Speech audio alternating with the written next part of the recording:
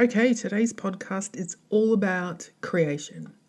This is not a new topic. This isn't a new idea.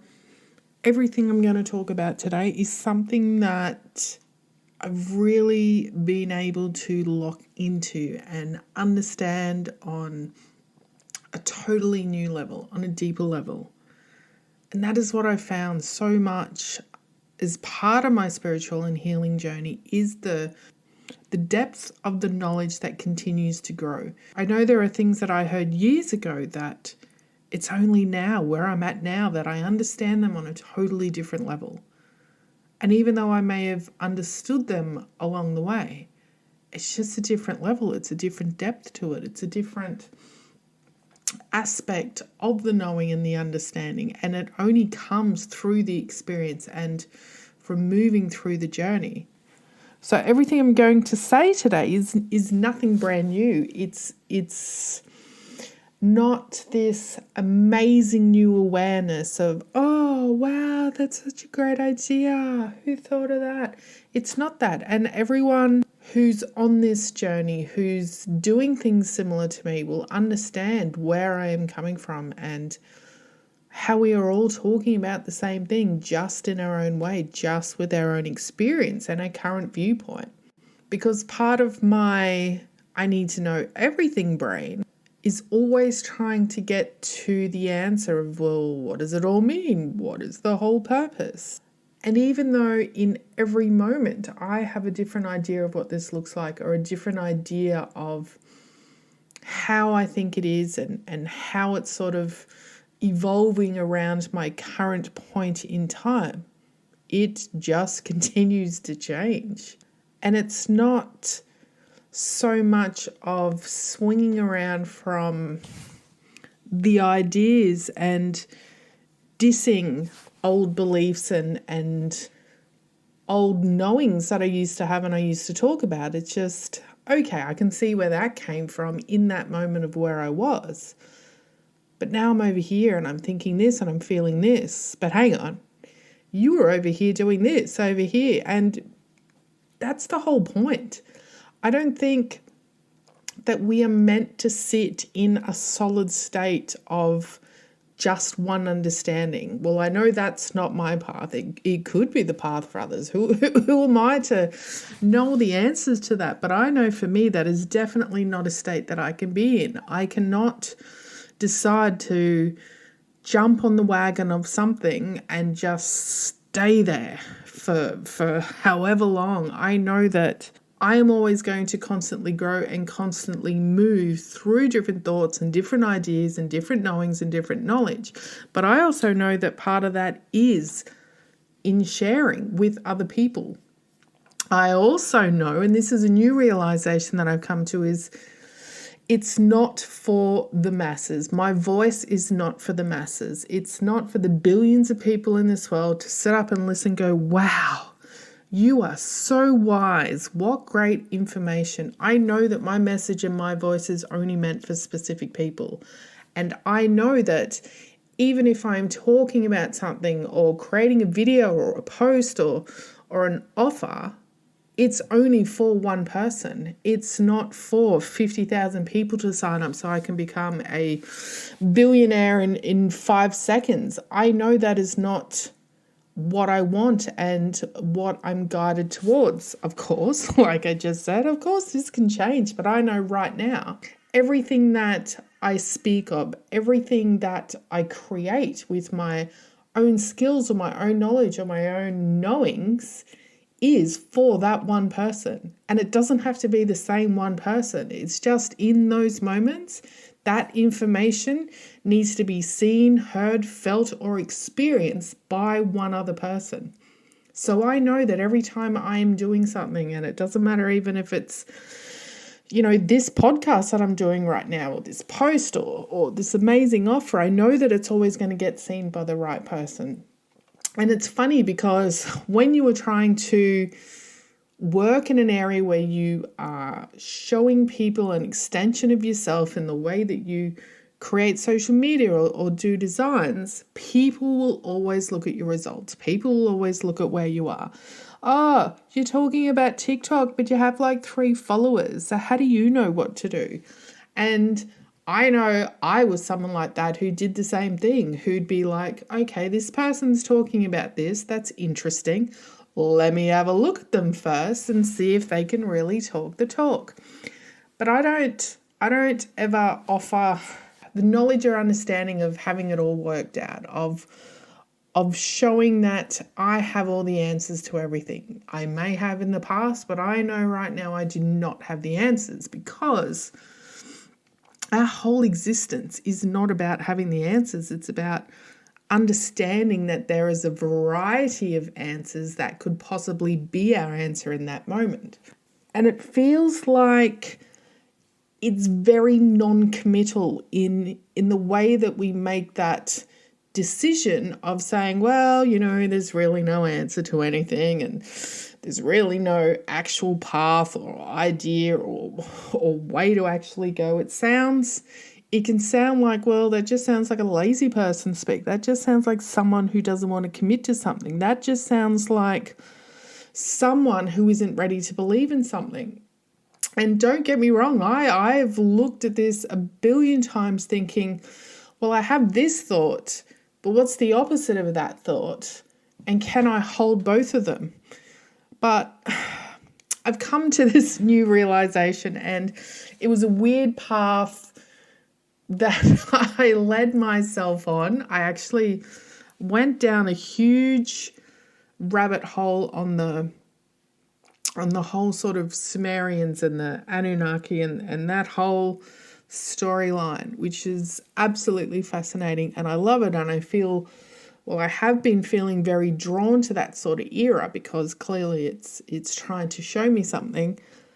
But it led me to this place of really looking at our human existence based on physical evidence that we currently have in our human possession across the world, and sort of looking at the places, the objects, the artifacts, and the things that we physically have that people have looked at, felt, seen, tried to understand or decipher, to sort of try and piece together our existence. Because let's be real, no one really knows. No one knows. No one knows the answers. No one knows exactly how we came here, how we started, where did we come from, what came first, etc.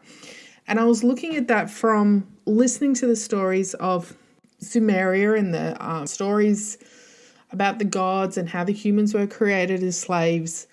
But if you look at that on a timing level and see when that was thought of to exist, what time that was, and I think it might have been 3000 BC or something like that. So if you look at that as a timeline, but then you go and look at, well, some of the artifacts that we actually have in our human possession across the world, which is things like old fossils or old rocks. And I think one of the oldest pieces of artifacts they could actually find was something from like billions of years ago. Billions of years ago. Like, okay, we're listening and reading and really grasping and getting the information from these stories that are thousands of years old, right? But we have things to prove our existence from billions of years ago.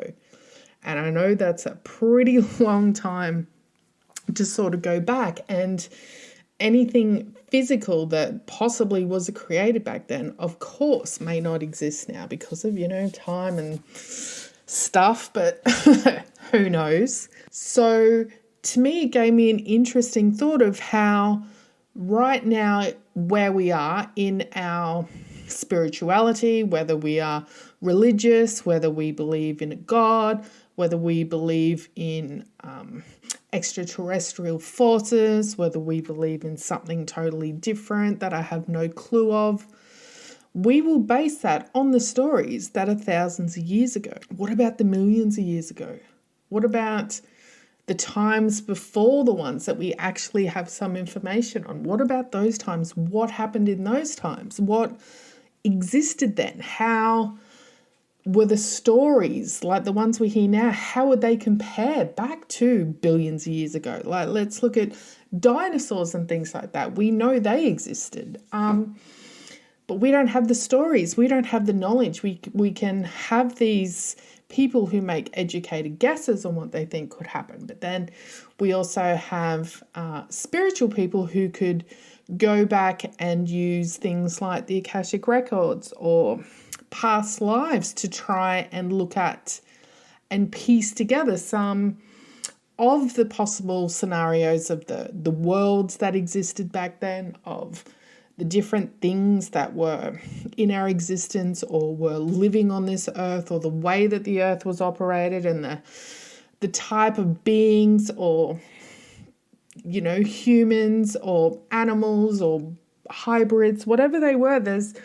There's many different ways we could try and think about an idea or a story based on something that isn't physically in our hands, or something that we haven't been able to physically prove, apart from thoughts or ideas or memories of the past. But how do we actually know which story is right? Even if you had a group of people who were able to go back billions of years ago and relive or talk about the possibility of a life that they existed as back in that time, what would they say? What would they do? What would have happened?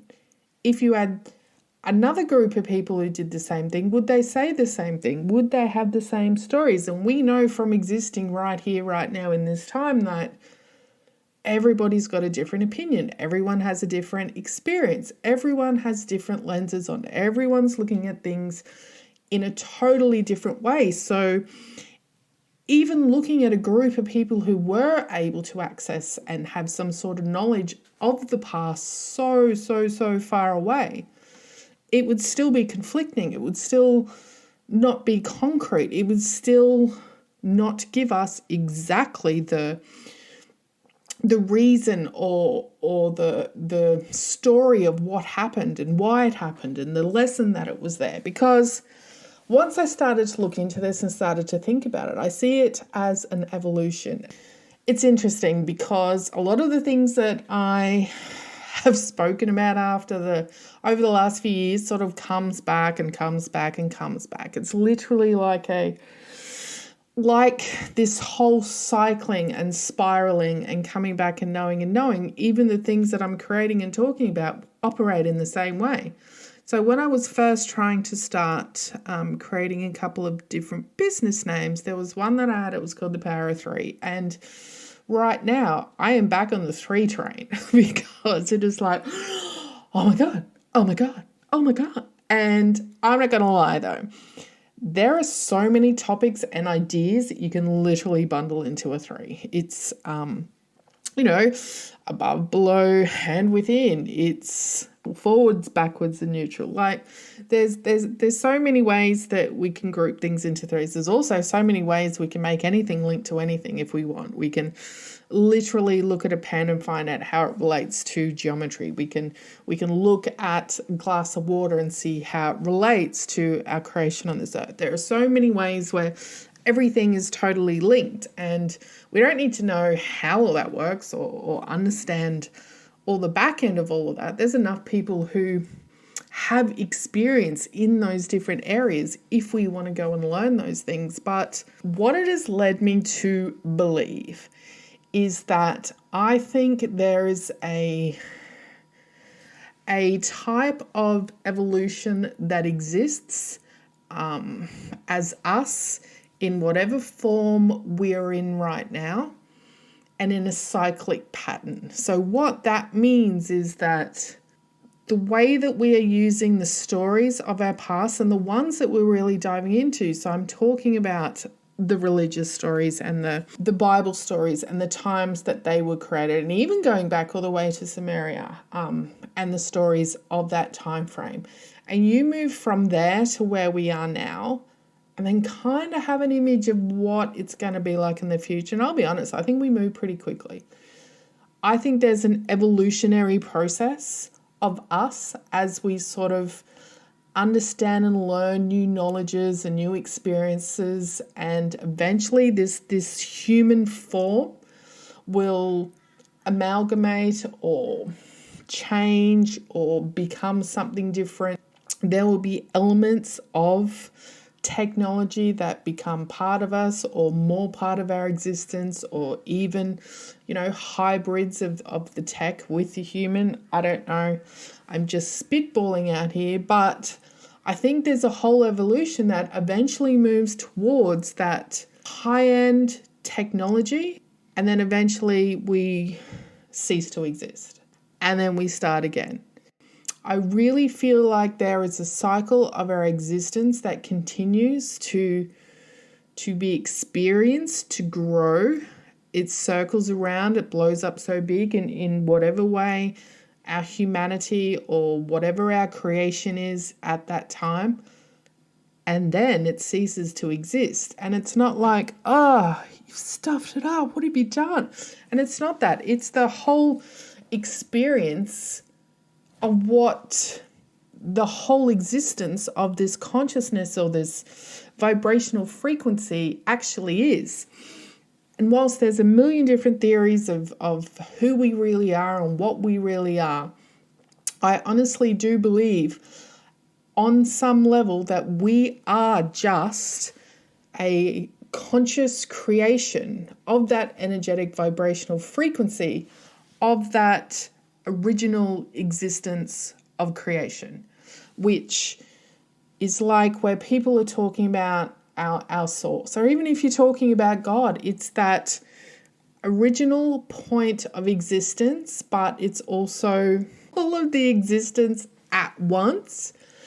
And all of us humans and the things around us are just pure expressions of where we are in this moment of time, the beliefs that we hold on to, the things that we are feeling are true for us right now, are being portrayed in the life that we're living. So me right now speaking to you on this podcast is literally me holding a belief that I'm a human, I live on Earth, and I'm finding the source to my true self, and I'm evolving towards a higher vibrational frequency of self, and I am getting my message out to people because I'm believing that. In this moment right now, I am believing that. Because let's be real, if you had told me this a few years ago that this is what I'd be doing, you'd be like, no. So it's because this is what I believe to be true right now. My existence outside of me right now is because I'm believing that to be true. And I know I talk about working our beliefs, our shadows, yada, yada, yada, to get us closer to who we are. But once you start removing all of them, it's like, okay, so we've moved all the ones that we have perceived as holding us back or not being there to help us move towards those desires or experiences that we really want. Once you start removing them all, it's okay, well, what's left? Okay, well, I believe that I'm a human. I believe that I live in this house. I believe that I live in this country. And there's all these type of things that you forget are also beliefs because they've just become part of our normal existence. And so some of those things just become things that we believe in because we believe in them, but don't see them as beliefs because it's just the way that we are.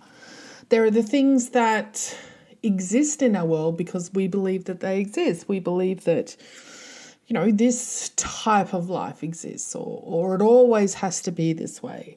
And it's only until you start releasing all those surface beliefs and those more obvious beliefs that you start to realize, hang on, everything I am is because of a belief. And so I've been also looking at like the situation around you and how it changes when your beliefs change. And by that, I mean, I know many people speak about when they are going on their own healing or spiritual journey, how as their thoughts change, their vibration changes, the The things that they like to do and don't like to do changes. So do the people around you. And why is that? It's because you don't believe in that anymore. So that person who was your friend on the weekends that you used to drink and, get drunk with, you're no longer friends with that person because not are you no longer vibrating at that level. It's because the existence around us is just reflections of ourself that we are trying to either embody more or escape from. So the ones that are dropping away from us, they are the pieces of us that we are letting go of. They are the shadows, the things that we may not have liked, the things that we had perceived as holding us back from the things we really wanted to do. They let go. And that's why I see now how lonely it can be when you're on this spiritual journey, because you don't have those people around you who are striving for the things that you want or you desire or that you believe in around you, because you are more surrounded about the things that you were truly holding on to, that you're just working on letting go.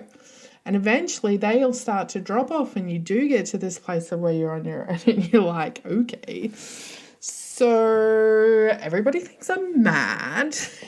And I get that. It's because no one's on your level, and we're not supposed to be. We're not all supposed to be on the same level. We're not all supposed to be thinking and saying the same things. If we go all the way back to this whole existence, this creator being or God or source, whatever you want to call it, that is itself experiencing itself. So when we are having situations or people or experiences outside of us, that is a reflection of who we are, what we are believing, and what we're holding on to in that moment. And so our goal is to try and move more towards those things that we do want to experience and allow those other things to dissipate, to move away. And this is where people are doing the shadow work and working on their beliefs, etc. And then we start tapping into the essence of who we are, which is something that I have some theories on this. This is probably a conversation for another day. But for us to tap into who we are, whether it's spirit or soul or whatever you want to believe in, once we move into that, and that will change as well, because as we change these beliefs, as we change these thoughts and ideas, we're going to start enjoying different things. We are going to start creating different things that feel good to us in the moment. And that also is something that we're not going to lock ourselves into.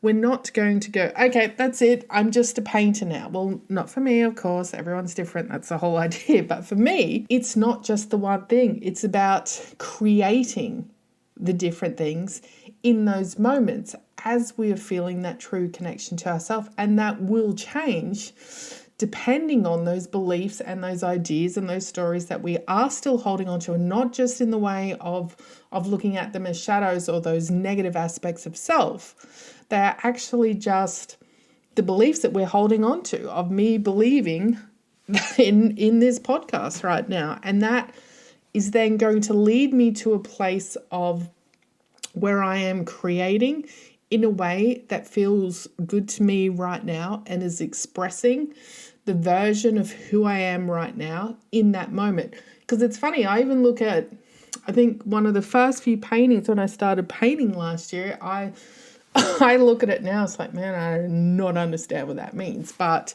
I did go through a process of when I painted it and how it started to take shape, started to have its own meaning. And then I worked out how all the pieces came together, what all the different shapes, ideas, etc. And I understood, and it was like that was then completed. And then I've moved on to other things since then, and you can't go back to that moment of creation. Those things were created in that moment with whatever level of myself I was holding in that moment. So I can't go back and repeat that. If someone said, oh my God, I like that painting you did a year ago, can you do that for me? And you're like, no, I can't. I can't go back to that. I I can't repeat that moment. And it's funny, when you go back over my life, that was something that I did hold on to, was I hated redoing things. If I'd done it once, that was it. I've experienced it.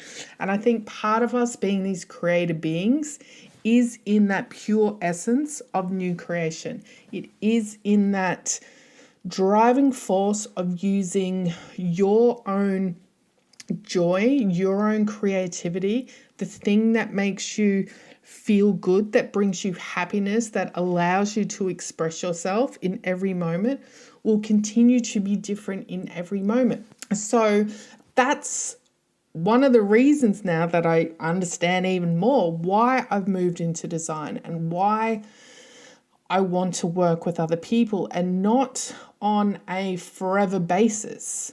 It's not something where it's, I want to get this client, I'm going to lock them in for 12 months, we're going to work together. It's not.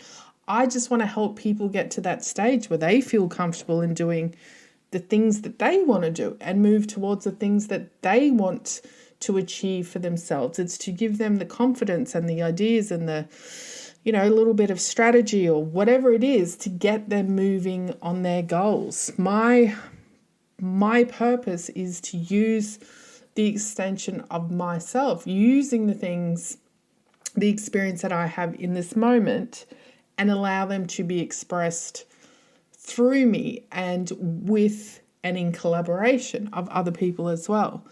But it's funny how I started on this whole journey of understanding all about the Sumerian gods and things like that, which led me to this huge big circle or spiral of understanding, which led me back again to that whole connection of it all. And it's now how I hold the light, the dark, the luminescent field. There's my three again. It's the mind, body, and spirit. Another three. It's all these different aspects that we continue to rotate, to spiral around, and to bring on our own knowings and our own understandings, and just allowing all of that to deepen. And as that deepens, we release more things, we bring on new knowings and understandings, and we just get to become closer and closer to more and more of that joy, to more and more of that creator state and that creator being that we know that we ultimately are.